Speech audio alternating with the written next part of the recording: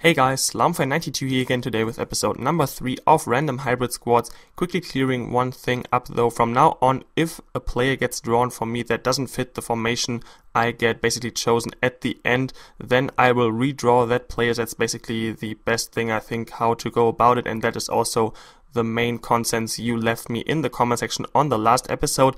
Anyways, we are now already on random.org. As you can see, the goalkeeper will be on the 5th page and the 9th player there, defender 10th player on the 3rd page, moving on to the midfielder on the 7th page. He's going to be the 3rd player on there, and the attacker will be on the 11th page and the 10th player there, so some high numbers in there as well.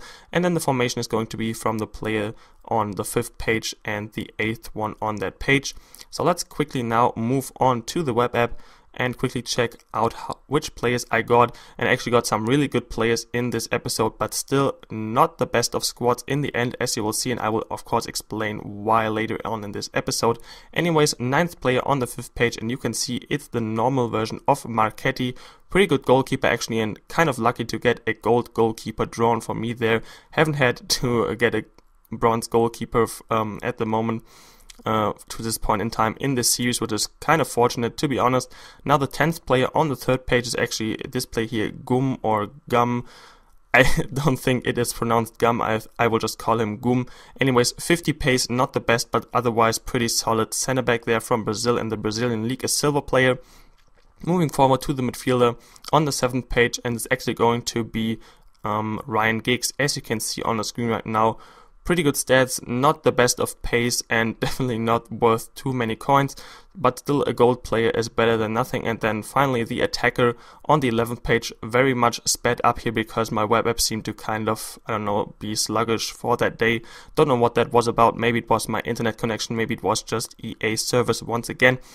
Anyways, here the 10th player on the 11th page is actually the 88 rated Falcao. So very, very lucky to get such an amazing player in the squad. Of course, I could have wished for the 89 rated Falcao or an inform version of him, but anyways, the 88th version is great as well. And now moving forward to the formation, so far I kind of a lucky draw, but now this kind of turns around for me here. As you will see, I actually get drawn the 3-4-1-2 formation, definitely not my favorite formation on Ultimate Team and in general, and I will explain of course later why that is. Anyways, let's now move on to the actual squad building of this video. Alright, so I already have implemented the 4 players I drew into the squad, and of course a 3-4-1-2 formation. In goal, Marchetti, pretty good stats all around if you don't have the coins for Buffon, and also he's 6'2" tall, so pretty good player there. Then Gum here, 50 pace lets him down hugely, but then 75 defending, 78 heading I think, and 6'2" as well, so pretty tall there. Center midfielder is Giggs, not the best CM definitely, because he hasn't got the best defending stats and also isn't the quickest there. And then up front, Falcao, an amazing player on this game, 4-star skills, 5-star weak foot, amazing heading, amazing shooting as well, and actually he played probably even better than the Team of the Year card when I hit him, which was kind of ridiculous. Anyways, the first center back I'm going to add is Smalling, 74 pace, 80 defending, 75 and heading, 6'4" tall, kind of the very good center back for the 3-back line, and then probably one of the best center backs you can get for a 3-back line is Diakite with 70 pace, 85 heading, which is excellent, very good jumping, and then he is 6'4" tall as well, so a very, very good combination therefore of 3-back line. Completing the central center midfielders is actually Inform Hernandez. A very good stats on him, 4-star skills, 5-star weak foot, but a high attacking work rate, but I wanted to work him in that squad to get Diakite. Right midfielder is Danilinho. I could have gone with Maicon Leite, but I wanted to try out the high defensive work rate on Danilinho. That's why I got him in the squad instead of Maicon Leite. At the left midfielder, we actually do have Inform, or the second Inform, Gareth Bale. Crazy stats on him there, and a nice Welsh connection to Giggs. I actually paid a lot of coins for him because I actually got the footage a couple of days ago before his 3rd Inform card was released. Then the center forward is Inform James Rodriguez, pretty good stats all around on him, and a nice Colombian connection there to Falcao up front. And then you can probably all guess the striker by now, it's the Inform Jackson Martinez, 84 pace, pretty good strength on him in game, 4-star skills, 4-star weak foot, and also 6'1" tall. So as you can see, of course, everybody is on 9 chemistry and a pretty good squad, but The killer for me for this squad definitely was the formation.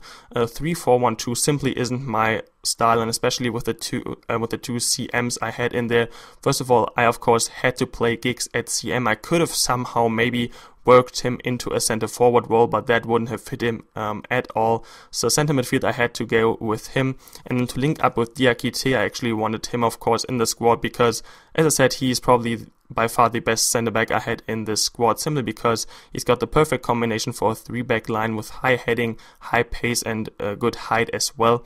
I needed to work Hernandez in there, also wanted to try him out, and he definitely isn't the best at defending, to be honest, of course, with high attacking work rate, even though I played on defensive most of the games. By the way, these games you see in the background here are actually in Division 1, because I, for whatever reason, couldn't find any matches in the Gold Cup when I played these.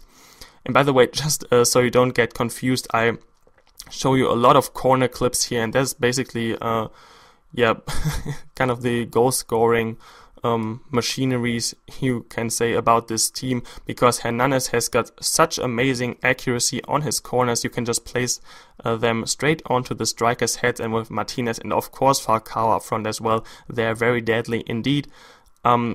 Now, talking about the individual players in the squad, Marchetti is a pretty good goalkeeper, not gonna lie. Maybe his inform version is even better than his normal version, can't really compare them, but he was pretty solid all round. 3-back line pretty good as well, apart from Gum, of course, who gets outpaced all the time and feels very sluggish in games, so I wouldn't get him there. Better or far better Brazilian center backs and even silver center backs as well. Moving forward to the outside midfielders, who I haven't spoken about yet. That's another thing I don't like about the 3-4-1-2, at least in my opinion.